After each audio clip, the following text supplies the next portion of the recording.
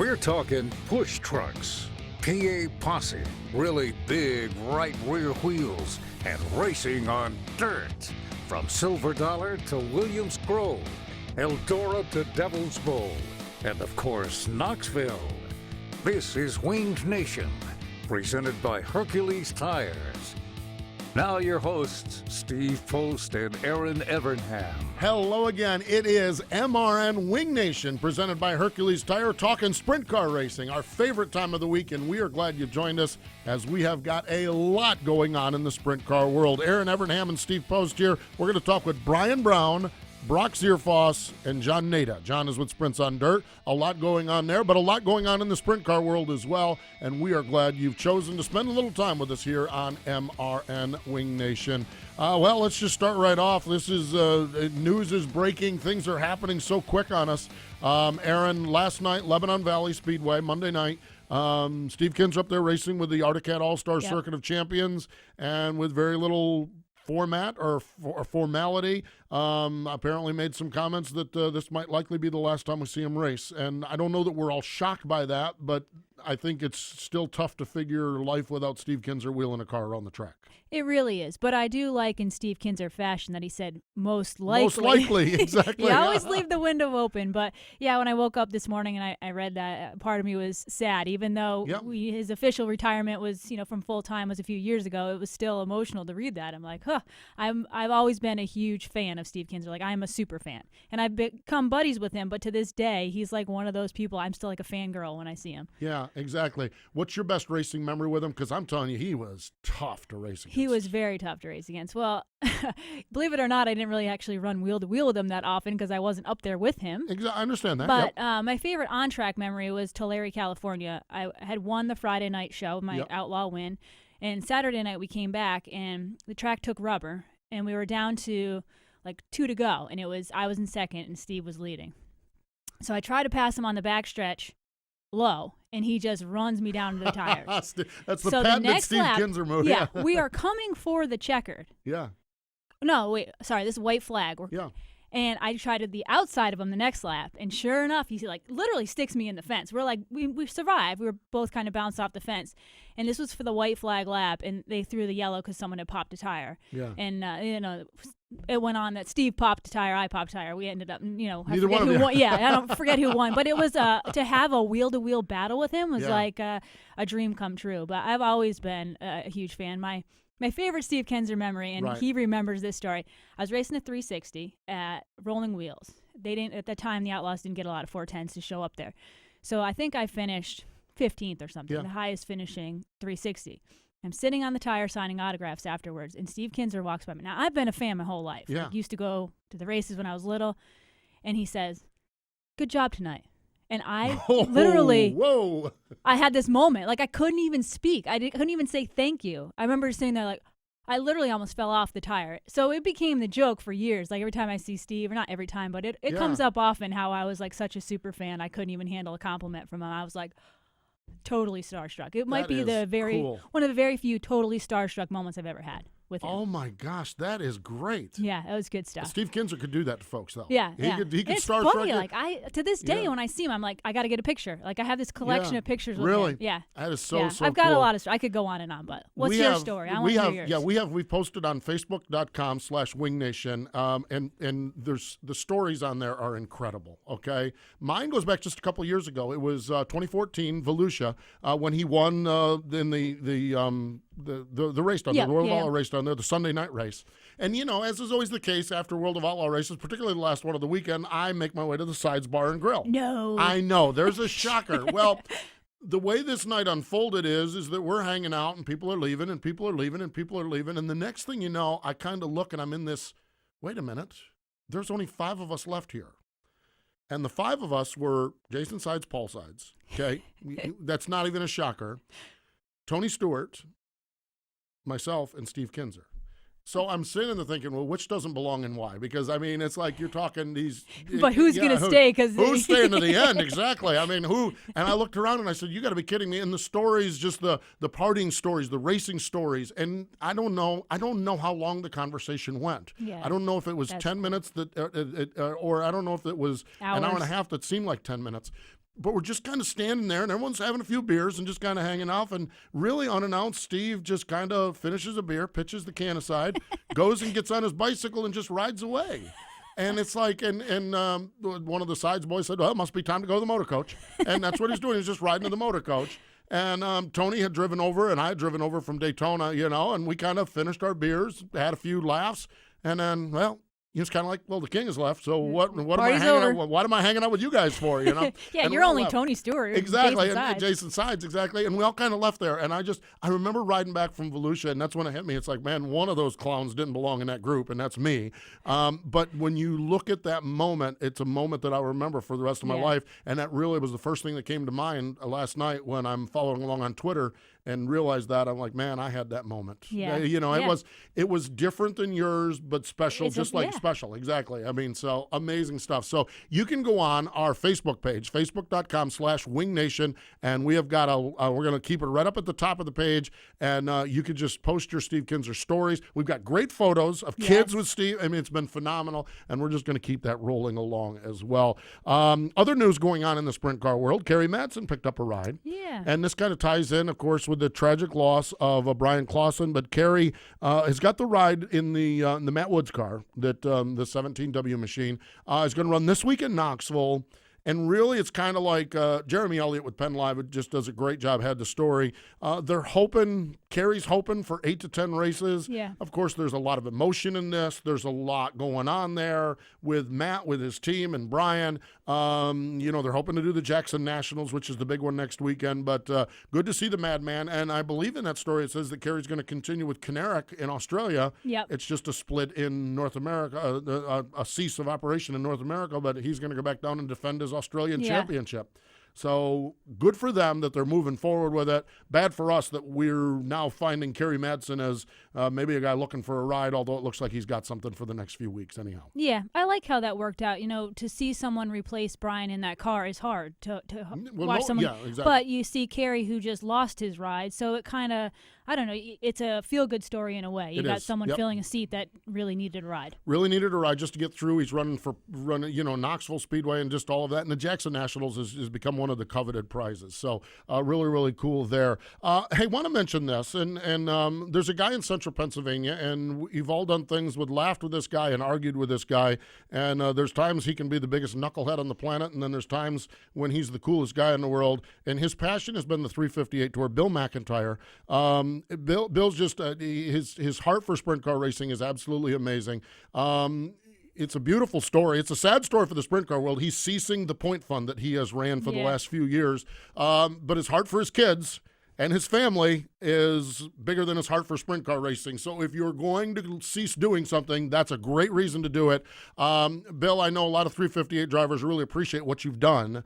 And we appreciate what you've done. We appreciate your passion for it. Sometimes the arguing that we get a chance to do, that's your passion for it. And more important than that, we love the fact of your decision. Those kids are going to be gone before you know it. I think they're 10, 13, early teens. They're going to be gone before you know it. And if you feel that's the right decision, then I respect that, and I love that decision. I just think that's fantastic. So we certainly wish Bill the best. Everything from this year will be paid out. The point fund will be paid out, and then it will just cease going forward. So congratulations on a great run to you, Bill. And on behalf of everybody in the sprint car world, thanks. I know that 358 fund has affected a lot of guys over the course of the year. Finally, a sad note from Central Pennsylvania. Gary Walford was the all-time track winner at Silver Springs. One of the characters. I had a chance to meet Gary with the York Fan Club. Just a great guy. He'd been battling a lot of health issues, and sadly, I guess on Sunday afternoon, Gary passed away. Memorials to him can be sent to the York County Racing Fan Club, to the Eastern Museum, Len Paxton's deal there, the Eastern Museum. So we're certainly thinking about Gary Walford and his family. So a lot going on in the sprint car world, and that takes us to the Classic Inc. screen printing and embroidery results page. The World of Outlaws were in action on Sunday night in Angel Park at Sun Prairie Cornfest, and a historic Angel Park win, and it was Donnie shots all night long, and we started off, our guy Jeff Wackerlin was there. We have a guy, Jeff Wackerlin. When Jeff goes to the track, pictures and sound, he brings it all back for us. He is Wing Nation. The rest of us just kind of stay out in front, but Jeff Wackerlin makes it happen. So he actually caught up with Donnie Schatz and talked to Donnie about what it's like to be a track record holder at Angel Park. We never really focused on trying to break any track records, but the car was in that last hot lap group. I didn't have to turn the wheels at all. The car went around there, and I just keep my speed up. So when you got a car, you don't have to turn the wheel to straighten it out or to get it to turn. It's going to be pretty good. And man, we went out to qualify. It was the same thing, even it had more grip. So that's an awesome feeling. I'm sure that track record will probably get broken next time we come back here, but hey, who knows? I'll get to hold it for a little while anyway. That's Donnie Schatz. Now, Donnie's been busy when not running the sprint car. He ran the Dirt Late Model 1 at River Cities on Friday night, and our guy Jeff asked him just about racing those two cars that are drastically different. I've been at a racetrack every single day since we rolled into Peevely, Missouri.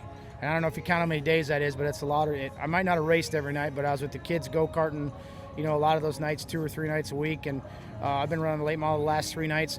Does it help? I don't know. I get frustrated when I go drive that late model because I can't do what I can do with this thing, but I have a lot of fun.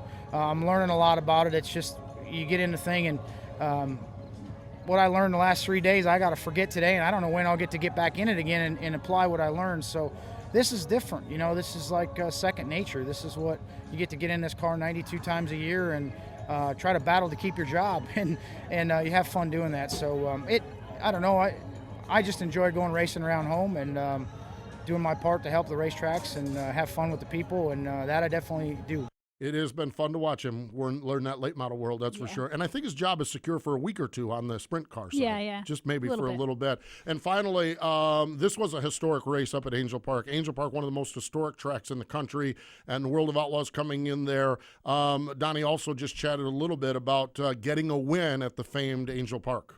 Well, it's one of them racetracks I don't have to put on the bucket list. I've never won at anyway, so it's a lot of history here. I mean, there's a lot of midget racing around here. We see a lot of people from other countries come over just to watch midgets here. So, yeah, it's a unique place. I haven't found anything bad about it at all, and that's pretty odd when you go to a speedway. I mean, the people were unbelievable. The setting's just awesome, and just a big circle. It's different racing. You can keep your speed up a lot more than a guy would think. So it's a fun little place, and I'm glad we were able to get the win. Fun time for Donnie Schatz. Looks like all is well in Schatzland. Yeah, absolutely. Going helping his nieces, winning track records. Yeah, except for the Knoxville exactly. Nationals. And the night after that, he talked about he was actually running a dirt late model the next night after the. How do you celebrate or get over not winning the Knoxville Nationals? Get back in the car. Get back in the car. So Donnie really just amazing guy. What he does in a race car. Arctic Cat All-Star Circuit of Champions. They had 4 nights in Pennsylvania and upstate New York. Dale Blaney won at Grandview. Brian Monteith, a late race pass on Lance DeWeese. Wow. Yeah, watching race monitor on this one, I was like, wait a minute. And then I started tapping the race monitor. I said, right. Something. No, what happened on the race monitor is the next thing you know is Lance DeWeese and Brian Monteith are not showing up on race monitor. I said, now DeWeese is so fast, he's not even, race monitor can't even capture him. And the next thing we know, so congratulations, Lincoln, it was Danny Dietrich. And last night, by the way, everyone got caught up in the hoopla of Steve retiring or announcing that he likely is going to retire. He's still winning. The other guy is Sammy Swindell, 7,000. And I wonder if that is an ultimate tribute or an ultimate kick in the teeth, unfortunately, that, because the rivalry was so strong. And it's just like, man, if I could pick anyone to win that last race, I'm not sure Sammy'd be the one, but Sammy did do it. Yeah, kind of fitting. Exactly. There is something very fitting about it as well. IRA bumper-to-bumper sprints, they were at Wilmot on Friday and Saturday. Billy Baylog did the sweep. Lucas Oil ASCS National Tour, Sam Haferteep won at Farmington. On Sunday, it was Brian Brown. We're going to chat with Brownie in just a little bit. And Sedalia, the High Roller Classic, $15,000. Byron Reed, Craig Delansky, Carl Bowser, Wayne Nygaard, Kyle Hurst, Jack Soderman Jr., Brock Zearfoss, Danny Moma, Rico Abreu won the $50,000. $50,000 up at Badland, the Rock and Roll Gold Cup. That is your Classic Ink screen printing and embroidery race results page. Classic Ink, great T-shirts, sweatshirts, hoodies, towels, hats, and a whole lot more. Find out why great drivers like Brian Brown choose Classic Ink. ClassicInkUSA.com. That's www.ClassicInkUSA.com. And we will talk with Brian next. Hi, I'm Dale Blaney, and you're listening to Wing Nation on MotorRacingNetwork.com.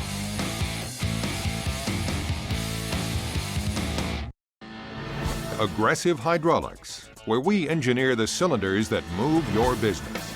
We specialize in crafting hydraulic cylinders and components with superior precision and performance, making OEM products stronger and creating more opportunities for distributors and repair facilities.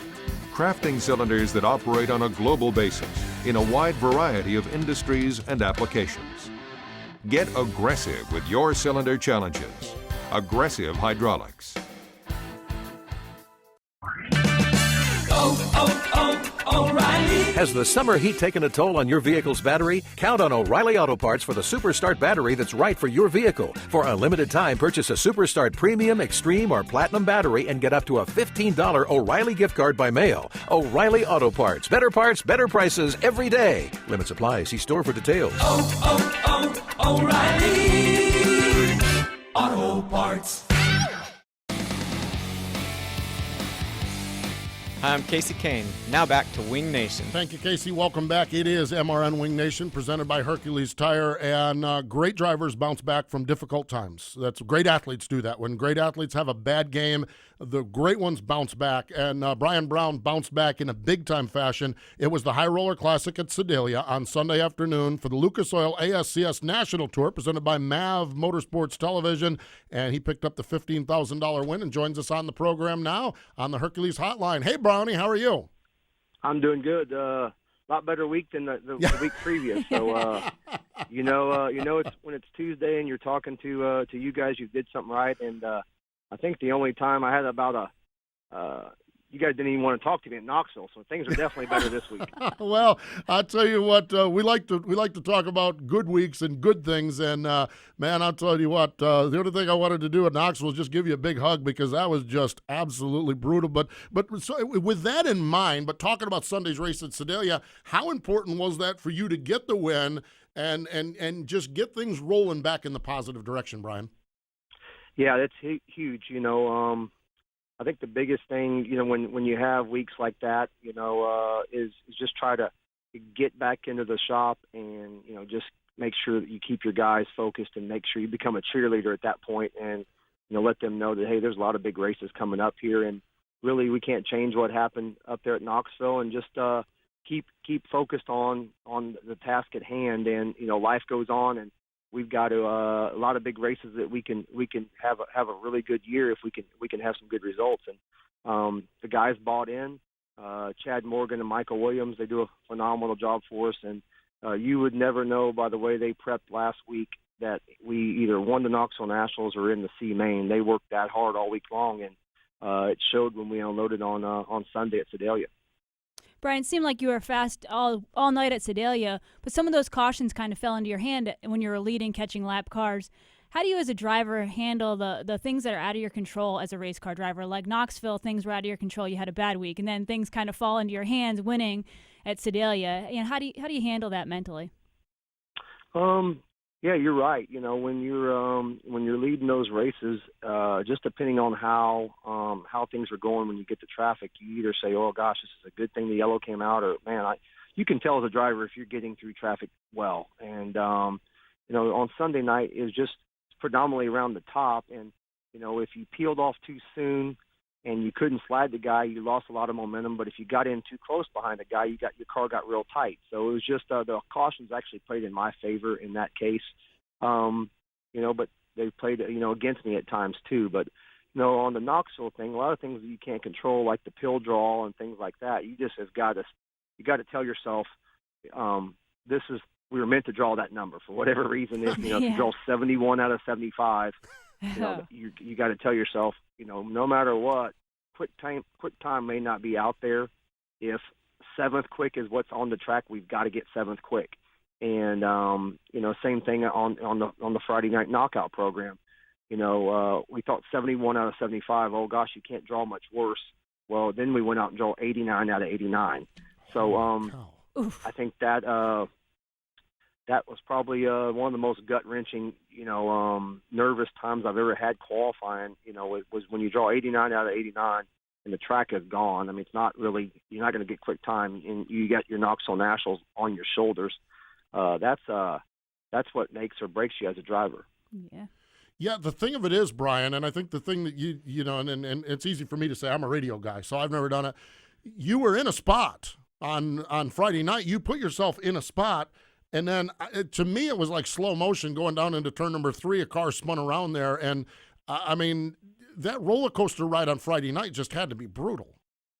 Yeah, it is. It's like you draw real bad, and then you go out and you qualify third quick. Yeah. And then you're like, oh, phew, now here we are. Now we're gaining some momentum, and then because we really felt like if we just get in the A main, like we got a chance to win it. Like, and that was how I felt the whole entire time. Yeah. And we third quick, so now okay, yeah, things are good. And then we start fourth in our heat and just mow through them. I mean, felt like I was Mario Andretti.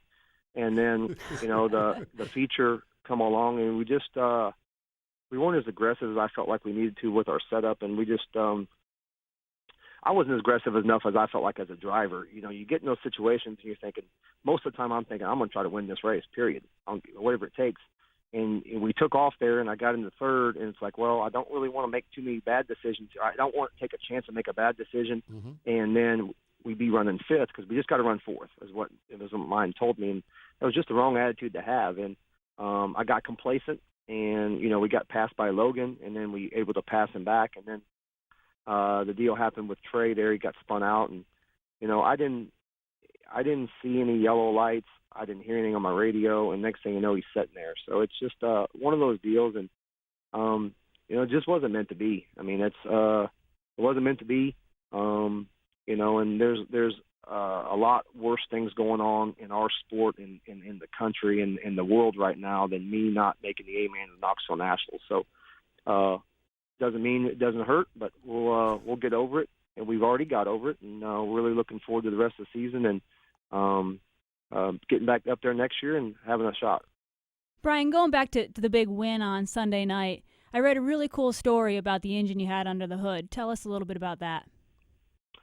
Yeah, we were going to have a chance, I believe, to win the 360 Nationals, and we blew an engine with 2 laps to go, running second. And we have some spare engines, with just nothing that we feel like is as good as what our primary engine was. And I was sitting with Matt Wood from Matt Wood Racing on I think Friday afternoon or Saturday at the Knoxville Nationals, and he said, "Oh, what's your schedule like the next couple of weeks?" And we just got shooting the bull, and Matt's been a good friend of mine for a long time. They were in my shop. Their shop's across the street from ours currently, and I said, "Well, I want to run Sedalia. It's 15,000 to win, but I just don't know about an engine."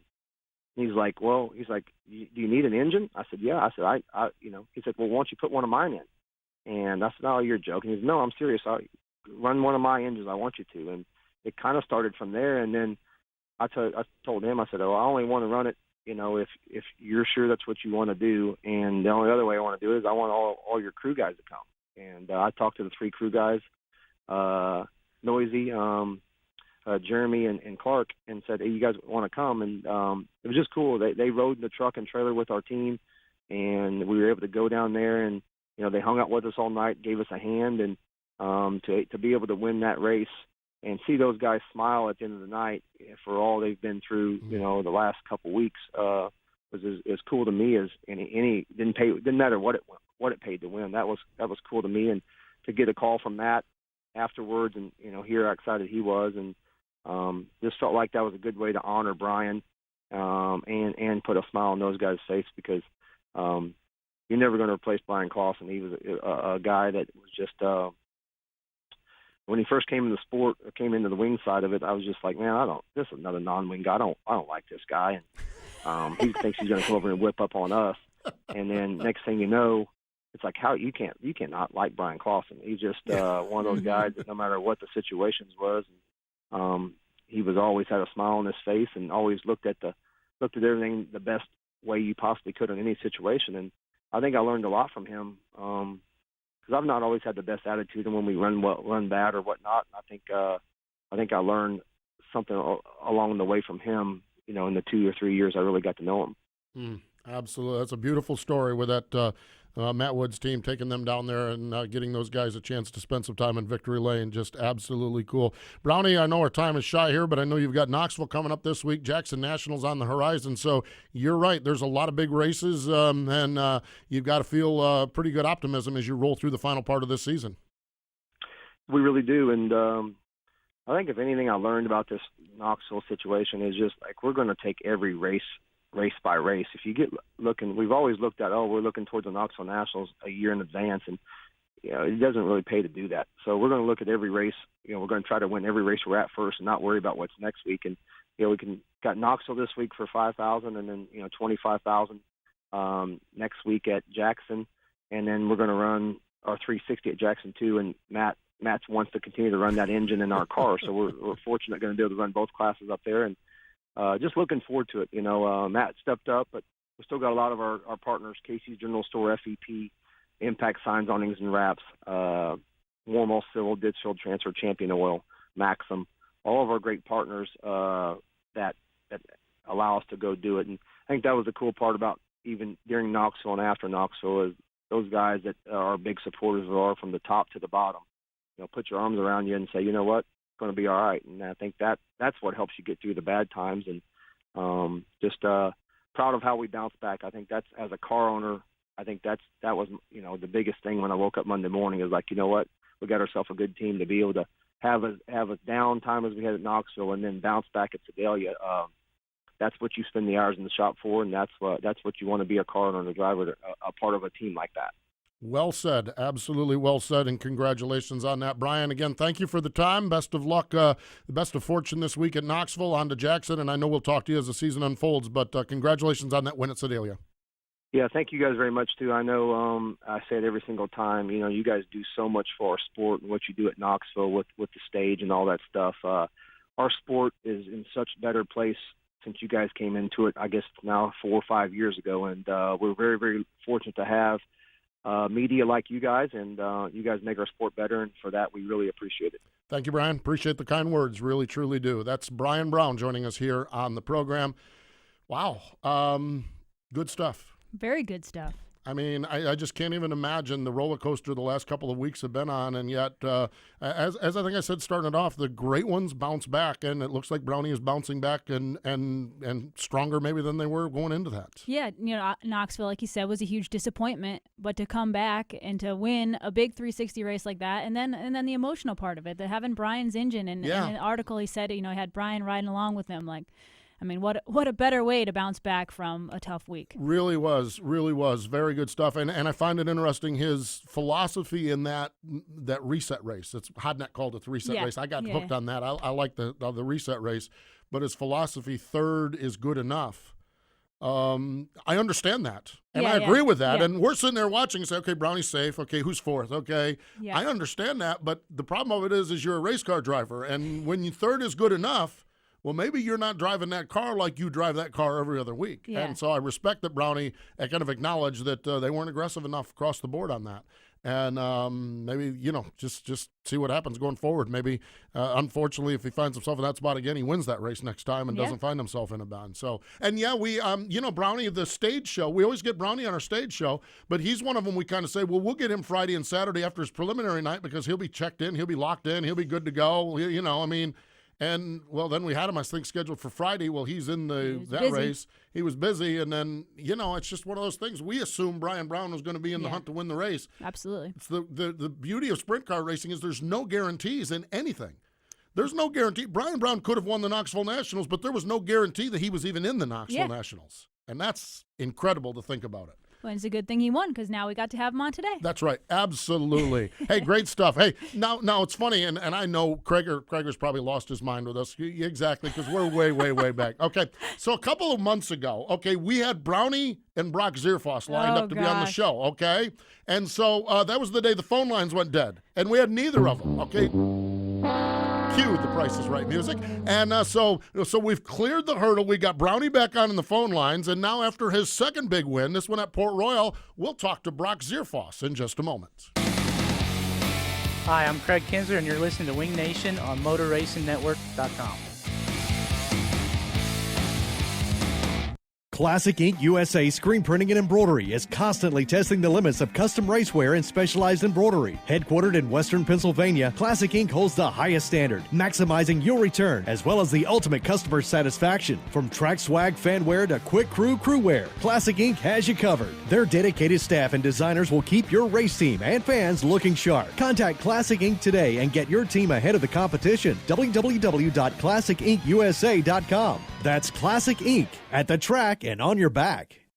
The 25th year of the Lucas Oil American Sprint Car Series is about to begin. Expanded national and regional tours, over 150 events across the United States, and some of Sprint Car Racing's biggest names and rising stars. The 25th anniversary of the Lucas Oil ASCS is one you don't want to miss. Find out when the American Sprint Car Series is near you in 2016 at ASCSRacing.com. Find us on Facebook, follow us on Twitter, and get all the action away from the track live at RacingBoys.com. Time now for a look at a great American dirt track presented by another great American dirt track, the Speed Palace, Port Royal Speedway. I'm Ashley Stremme. 2 and 3 groove racing is the norm at this quarter-mile western Pennsylvania track. Built and opened in 1967 as a small quarter-mile track, Lernerville Speedway's first race was a 100-lap modified race won by Johnny Axe. Owner and Sprint Car Hall of Fame member Don Martin was one of the first promoters in the country to guarantee the purse. He operated the track until he passed away in 1993. His family ran the track until 2005 when it was sold to Dirt Motorsports, who in turn sold the track in 2015 to the Thompson family. Lernerville is home to the prestigious races such as the Don Martin Memorial Silver Cup, the Firecracker 100, the Working Man, the Commonwealth Clash, and the Steel City Stampede. The track also operates weekly sprint car, late model, modified, and sportsman racing, as well as being visited by the Articat All-Star Circuit of the Champions and the Craftsman World of Outlaws late models and sprint cars. Known as one of the best maintained and successful dirt tracks in the country, Lernerville seats 12,000 people and the car count is strong. Lernerville Speedway, a great American dirt track brought to you by another great American dirt track, the Speed Palace, Port Royal Speedway. Thank you, Ashley. And this week, if you wish to talk about Lernerville Speedway, go to Facebook.com/WingNation, and you can share your Lernerville stories, photos, memories. This is one of those great racetracks. It's a bucket list track for me. I've never been there, but I mean, it's just great Friday night racing and great big events as well. Yeah, great racing. It's one of the more fun tracks to run. Always multiple lanes and high banking, no wall off the backstretch. So sometimes people take little rides down into the forest. But yeah, great racetrack. Great stuff. It really is. And the Thompson family has taken over ownership. Whenever you have an ownership change of a racetrack, you worry. Yeah, we're just natural. We're worried about it. Man, I'll tell you what, no news is great news because they're just chugging right along with all the great stuff that Lernerville has been about, and it's just great to see what happens at Lernerville. So we want to hear your Lernerville stories. Facebook.com/WingNation. All right, we have owed this guy an interview since his win at Williams Grove a couple of, it was back, I know I was there, it was a Pocono week in June, so it was early June. Okay, so what happened is we had him dialed up to dial up, except for the dialer didn't work. The phone broke, and so we didn't get a chance to talk to him. Well, time marches on, and, it's tough to go back and interview a guy 10 days after the win. So it was just like, well, Brock, go win something else, and we'll talk to you. And sure enough, Saturday night at the Speed Palace, he parked it in Victory Lane, picking up the victory, and joining us on the phone right now, Brock Zearfoss. Hello, Brock. Welcome to MRN Wing Nation. Hey, guys. How you doing? Thanks for having me. Well, thank God the phone lines are working. We appreciate that, first off. We just it felt terrible the first time win there at the Grove, and we weren't able to do anything with it, but it just is technology and the joys of it. All right, Brock, Port Royal on Saturday night. Tell us about your win. Well, we had an excellent car, really. It was just one of them nights where everything went, the way it should. And, everything we made, every changes we made was the right call. And, traffic played out in my hands.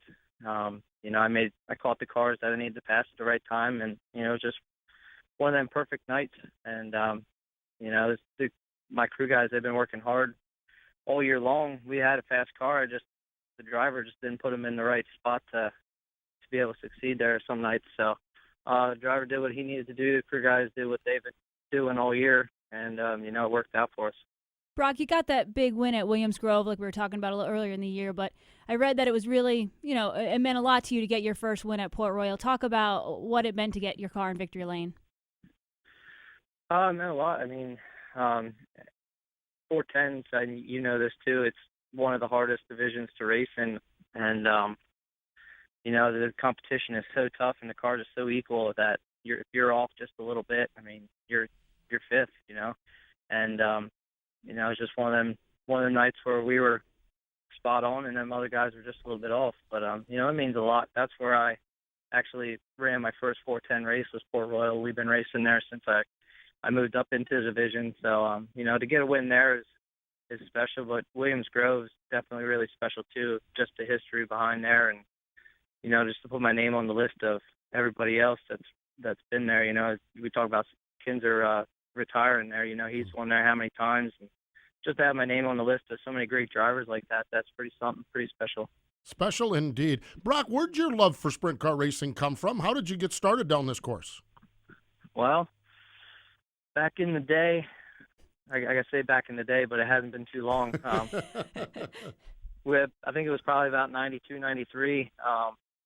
Me and my cousin Brent Marks, we used to spend our times at Williams Grove there in the infield, just playing with sprint cars in the dirt there, and he actually started racing before I did, and I just went to the races with him. He started racing go-karts, and I went to the races with him too, and they offered a go-kart to my dad, and that's kind of how we got started there.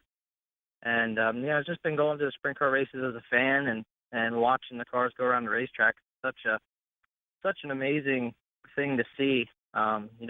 Just the way everything works, and to be able to actually drive one is even puts you in perspective even more. But the way you can explain, you can't.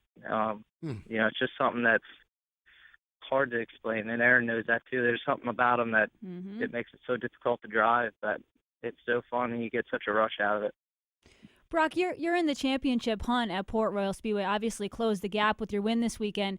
What do you think you need to do differently or work on to continue to close that gap and maybe take the lead? Well, we got to keep doing what we've been doing. If we keep doing what we were doing this weekend, which is basically the same thing we've been doing every other weekend. Just got to race as hard as we can and not actually think about the points and go after wins. Just got to be aggressive and take them chances and whatever falls. But I don't know. I just need a little bit of luck and just got to keep doing what we're doing. And, obviously whatever happens. But if we keep doing what we did Saturday, we're definitely going to have a chance.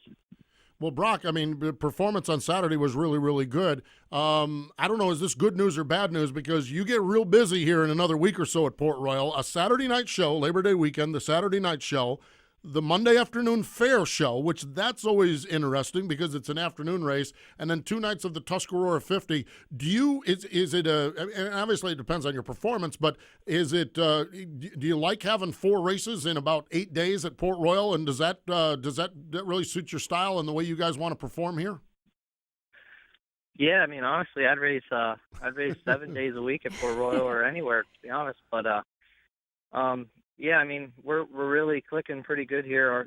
Me and Jim and all the guys, we're working and we're putting our heads together here. We're thinking about things. We've been trying a lot of stuff here lately, and it's really been working well, both at the Grove and Port Royal. So obviously we're getting somewhere with what we're doing, and the track hasn't been.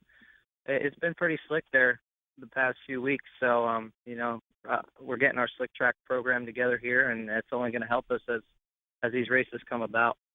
You're running weekly at Williams Grove and Port Royal. Is there anything else big on the schedule that you have coming up? Any other races you're going to try to catch the remainder of the season? Yeah, we're going to run Fred's show Sunday this weekend. Our plans are to go to Charlotte too also. We've been running down there, I think, the past 2 or 3 years now. So that's always a fun place to get down to. I really enjoy going down there and racing with the Outlaws. As far as other big races, just the marquee events around here. Tuscarora 50, the National Open. We're going to run Susquehanna Speedway's Justin Snyder Memorial. That's $5,000 to win. So there's a lot of big races coming up around our area here that we're definitely going to be part of. Man, I'll tell you, that's the great part about being in Pennsylvania. Yeah. You don't have to put many miles on the hauler to go race for big races, and it's so much fun. So cool to see the success you're having, Brock. Congratulations on the wins. Continued success as the season unfolds. And thanks for the time, and I'm glad we were able to make it work this time. Thanks for joining us here on Wing Nation. Yeah, I'm glad you guys didn't cut the phone lines this time. It's been fun. It's been good talking to you guys. Hopefully it's not too long that I get to talk to you guys again. Absolutely. We look forward to it. That is Brock Zearfoss, one of the young rock stars in the sport. One of the Beer Hill Gang guys, Hawk Dizzle. Is just he's just great great Hawk Dizzle. That's his Twitter name. Hawk Dizzle. That's Yeah, awesome. exactly. I mean, that night at Williams Grove, I mean, I'm not there 30 seconds, and he is on my arm talking about you got to watch this Zearfoss kid. You got to watch this Brock Zearfoss. He's really, really cool, and I love hanging out with all the Beer Hill gang. Hawk Dizzle is just one of my favorites. And sure enough, that night, darned if Zearfoss didn't score the win, and you should have seen old Hawk Dizzle. He'd lost his mind by then, and so really, really cool. That's the passion in Pennsylvania, but it's the passion of these young drivers coming into the sport, like Brock Zearfoss, like Brett Marks' cousin, that are really turning the sport upside down and just so good.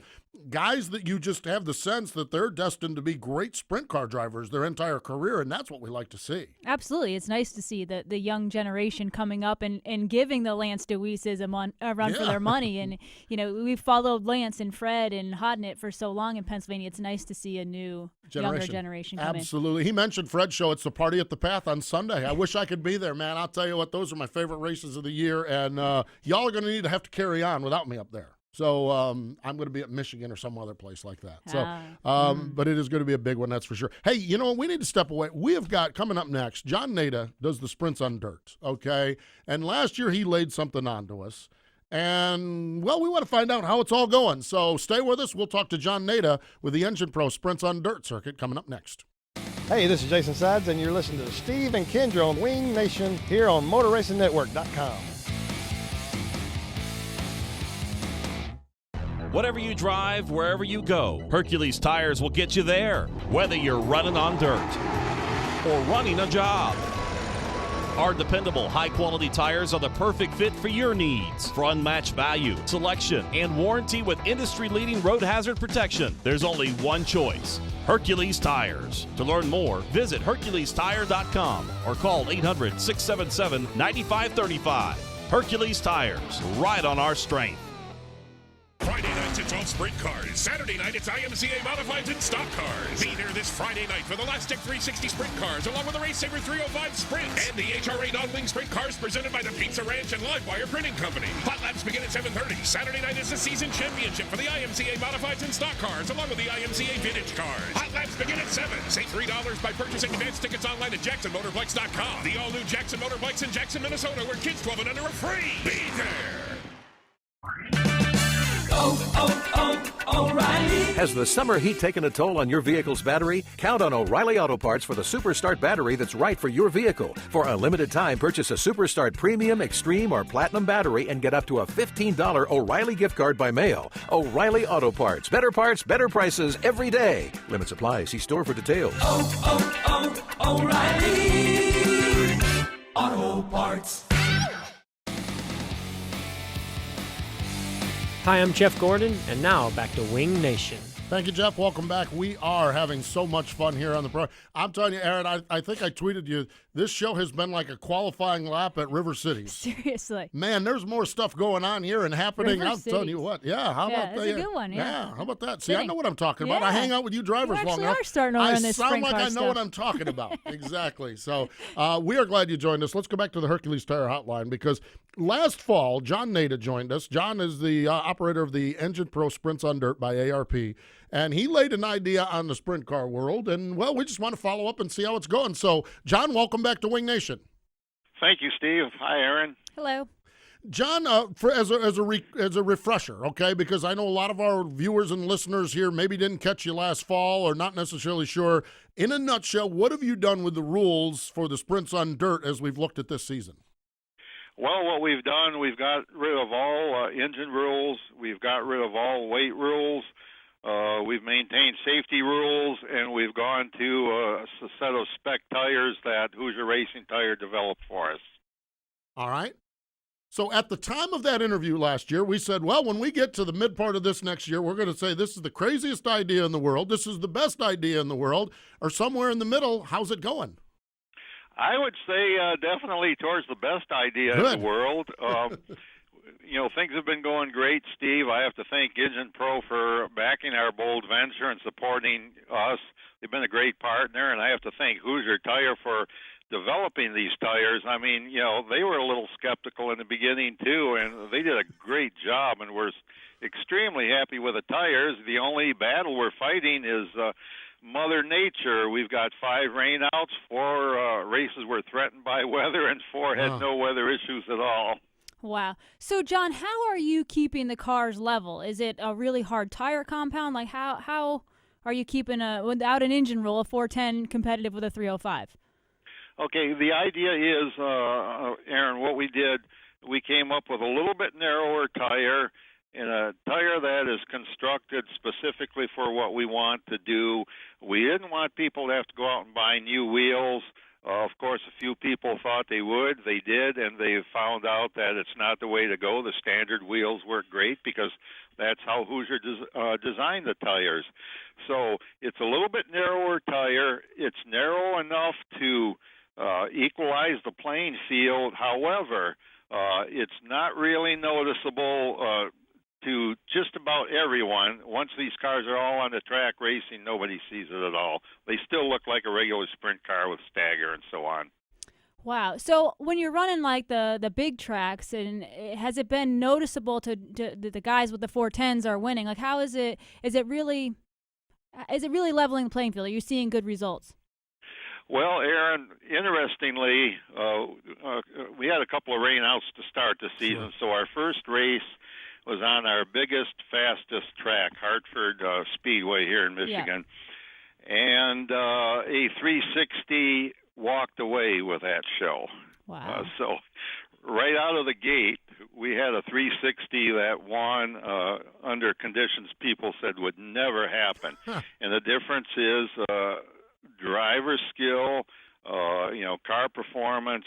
To the trained eye, like, you would recognize it if you saw it yourself, to see one driver being very smooth and very fast versus somebody else who is just trying to be fast and, isn't smooth. Oh, absolutely. Man, oh, man. So it's almost like this first season, what's been the reaction of your tracks, your competitors, the guys that race with you? This had to be the salesman of the year to make this start to happen, and you obviously have, because you've had a solid schedule, you've had great race counts, great car counts, but people are now really starting to accept this, and you think you're onto something here pretty good? Yes, what's been most satisfying about it, Steve, is as the season has progressed, we've had more and more people come race with us, and in some cases come back to race with us. Yeah. They were really skeptical at first. One of our strongest, detractors at the beginning of the year recently came up and said, "Man, these tires are absolutely great." He says, "I never thought we would see this." And we try to post on social media what the tires look like after the races and so on.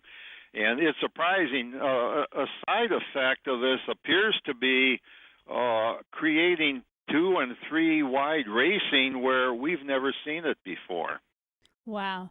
John, are you having trouble keeping up with people safety-wise? When you don't have a weight rule, people get really crazy. I know us racers will do dumb things to have a really lightweight race car. Have you had to keep up with safety a little bit more now? No, not at all, Erin. The opinion in the beginning was, oh, yeah, everybody will drill holes in their frames and, et cetera, et cetera, et cetera. Well, we probably have stricter safety rules than most tracks or organizations. We do weigh cars occasionally to see where they're at. Obviously, if somebody's falling in the range that everybody else is, we're not overly concerned about, whether the car may be safe or not, although we do check. And, there are things we do find and tell racers that they either can't race or they need to fix it. But obviously, if we came in with a car that was 400 or 500 pounds lighter than everybody else, we would be very, very strict in our safety evaluation of that car. That's fascinating. It really, truly is. John, where do you go next? I think you have a big couple of shows on Labor Day weekend. Is that what's next? Yes, that's true. We will go to Hartford Speedway on September 2nd. We have a mini-series called our Mala Clevite Beyond Limits Challenge. That will be the 4th of the 5-race series. And then the next day, September 3rd, our biggest race of the year will be at Crystal Motor Speedway. It will be our Mike Ulrich Memorial Race. That's going to be sponsored by our partner at Engine Pro through their Nitro Black product line, and that's going to be a big show. We don't pay top heavy up here. We feel our philosophy is to support as many racers as we can. So that particular show is going to be paying $2,000 to win and $400 to start. Wow, it's just great. John, I don't know what I shared with you last time. I think it's fascinating, and to me it's even more fascinating. I love the pictures of the tires after it. I follow along on social media, and I see that, and I'm just – and you got some racers out there that are just so passionate about what you're doing, and I think that's very, very exciting. Congratulations on surviving this great experiment here, and we wish you the best as you now continue to grow what you're building there with the Sprints on Dirt. Well, thank you very much, Steve. Yeah, it's been very interesting. At the beginning of the year with our couple of rainouts, we were just chomping at the bit. We couldn't wait to get going because before that, everybody could say anything they wanted, and we couldn't, come back. That's good. But now, we've put our money where our mouth is, so to speak. Outstanding. Thanks again, John. Thank you very much for having me on. Fascinating stuff. It really really very is. Fascinating. I could ask him a ton of questions. Yeah. My mind started turning. Exactly, and I think that's the thing. When you first say it, it's like, oh, my God, what in the world is he thinking? But then as you listen to it, and we had that interview last fall, we listened to it, it's like, okay, well, there's a little bit here and a little bit there, and like he said, those rainouts are frustrating because all of us negative folks out here say, well, that'll never work. Now he's showing that it looks like it is working. And some of his drivers, we've got a couple guys on our social media accounts that just raving about what he's doing up there. Yeah. So, which is good. I think out of the box is good. I really do. We all were like, well, someone needs to do something different. Well, someone does something different. Well, I don't like what he did different. I like what they're doing up there. I do too, and especially where that series is based out of. There's not a ton of sprint car racing, and they race a little in Canada, I think, but mostly Michigan area. So it's great. It's kind of giving everyone an opportunity. And even if you don't have the fastest motor, well, you know what? You can get a light car. There's ways for everybody in every budget. Great stuff. We appreciate John joining us. One thing we need to mention here before we get to the break is the National Sprint Car Hall of Fame and Museum, turn number 2 at Knoxville Raceway. Find out more information at Sprint Car HOF. We like to talk about birthdays. Sunday, Bob Kinser. Monday, Jonathan Allard. Today, George Doc McKenzie, Dave Bradway Jr. Wednesday, Roger McCluskey, Levi Jones. Friday, Johnny Parsons. George Doc McKenzie, inducted in 1994. Okay, now this is quite the story right here. Very short but colorful career. He was the son and nephew of doctors, hence the nickname Doc McKenzie. He started racing in the 30s, ran the Eastern Circuit. 1935, he won 19 times. 1936, well, not too good. Unfortunately, was racing, had a bad, finished third at Indianapolis, so started the year really good. Oh, this guy, by the way, very colorful, had this cool mustache and everything. He was a fan favorite. But unfortunately, July was in a bad crash. He was in the hospital, though, and he got married in the hospital and shaved his beard off. Okay, but on August 23rd, he had a fatal crash at Wisconsin Fairgrounds, died at 30 years of age, which we see that in the 30s, that the racing was just dangerous, brutal. Very dangerous. But he is enshrined in the Hall of Fame. One of his competitors said if he would have never shaved that beard, he would have been all right. Superstitious. Exactly. Just like a race car driver, exactly. He is enshrined an inductee in 1994 at the Sprint Car Hall of Fame. More information, www.sprintcarhof.com. I'm Danny Holcraver, and you're listening to Wing Nation on MotorRacingNetwork.com. The National Sprint Car Hall of Fame and Museum in Knoxville, Iowa. Honoring sprint car racing's greatest achievers. 25 historic sprint cars on display. A movie theater featuring sprint car racing film. And a breathtaking view of historic Knoxville Raceway. Go to SprintCarStuff.com for the largest sprint car gift shop on the planet. The National Sprint Car Hall of Fame and Museum in Knoxville, Iowa. Hi, I'm Jeff Gordon. Did you know that 43 children are diagnosed with cancer each and every day? That more children die from cancer than any other disease? Athletes of all ages are dedicating their stats to change these stats, and you can too. Visit JeffGordonChildren'sFoundation.org to become a Kick It champion. No matter what sport, you can use your points, laps, or goals to change the odds for kids with cancer. Make your stats really count. Become a Kick It champion. This is Winged Nation on MRN.com.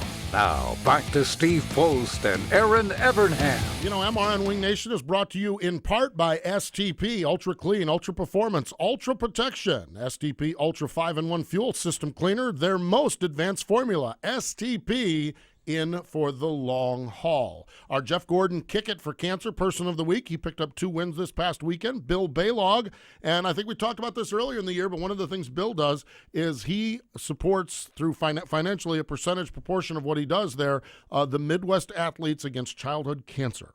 Oh, wow. So Very cool. Bill Baylog, one of the greats, the North Pole Nightmare. Love that nickname. That's a good one. That is a great one. So Bill Baylog, our Jeff Gordon's Kick It Person of the Week, childhood cancer, a very, very serious topic. And if you need more information, you can find out that at the Jeff Gordon Foundation. They've got all kinds of resources if you're dealing with that absolutely brutal disease. Racing tonight, New Egypt Speedway, the Jersey Rush for the 410s. And also up at I-88 Speedway in Afton, New York, it's the Earl Hallequist Memorial. And Earl, another member of the Sprint Car Hall of Fame. That's for the Empire Super Sprints. Tomorrow, big event at Kokomo. It's the celebration for Brian Clausen and his life at Kokomo Speedway. The gates open at 1 o'clock for story time and hugs and all the other stuff that go along with it. Then the USAC Sprint's going to race at 6:30, then a Tim Duggar concert following it all. So it is going to be very, very big. Now, this coming weekend, okay, I am hooked up, and I'm going to hook fans up here, okay? I'm going to hit the Fast Series up at Butler, at the Butler Battlegrounds. Yep. Looking forward Very to cool. it. Now, so here's the deal, folks, okay? Now, you can put this all together just like I'm going to do this weekend. Michigan Speedway, and that's, of course, where the NASCAR Tour is. Saturday and Sunday, August 27th to 28th. The Truck Series is in action Saturday early afternoon, the Career for Veterans 200. Sprint Cup Series, the Pure Michigan 400, okay? So here's what you do, okay? You jump in the family cruiser, you go to Michigan, you go to MISspeedway.com, purchase your tickets for the NASCAR races, then you just jump in the car, make the short drive over to Quincy, and see the Fast Series at the Butler Battlegrounds. How about that? Yeah. How about that? Sounds like a great idea. Yeah, so Michigan tickets, MISpeedway.com, MISpeedway.com, and then join us at the Butler Battlegrounds. The Fast Series is there, so I get to see like Byron Reed and those guys race. Yeah, it'll be a great race. Oh, it's going to be great fun. Absolutely. So it is going to be good indeed. World of Outlaw Craftsman Sprint Cars, they're in North Dakota. Friday night, River City Speedway. Saturday night, Nodak Speedway. Man, those are some great tracks up there. They are. Those tracks are fun tracks. Fun stuff.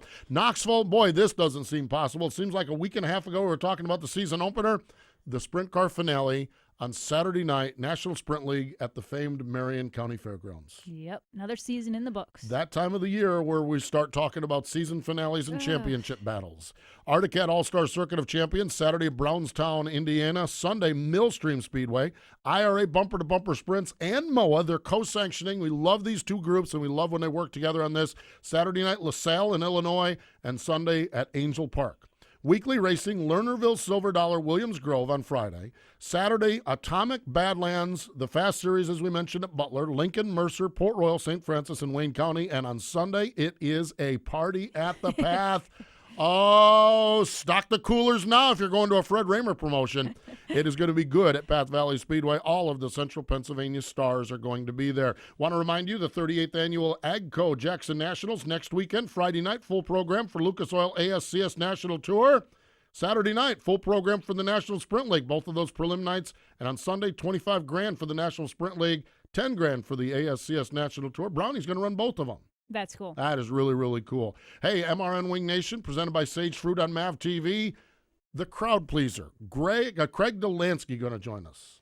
Love Craig Delansky. Yes. Man, he's going to join us good one. Saturday morning, exactly 9:30 a.m., 12:30 in the afternoon. And Wing Nation Weekend presented by Hefner Racing Products. We're going to preview Knoxville with the dude, Danny Lasowski, as he goes a thing or two about Knoxville. 10 zillionth championship there or something like that. Ay. Whew. Man, oh man, and Slinging Dirt. Now, we're more dirt track racing coming up because Ashley and David are in here with Slinging Dirt. Hey, we appreciate Brian Brown joining us, Brock Zearfoss, John Naida for joining us. But more important than all of that, and we sincerely mean it, thank you for joining us here on MRN Wing Nation, presented by Hercules Tires. You've been listening to the nation's premier winged sprint car radio program, Winged Nation. Tune in next Tuesday at noon for more talk from the dirt tracks. Winged Nation is also available on demand in the MRN.com Media Center or download from iTunes or Stitcher. Winged Nation is a production of the Motor Racing Network. All rights reserved.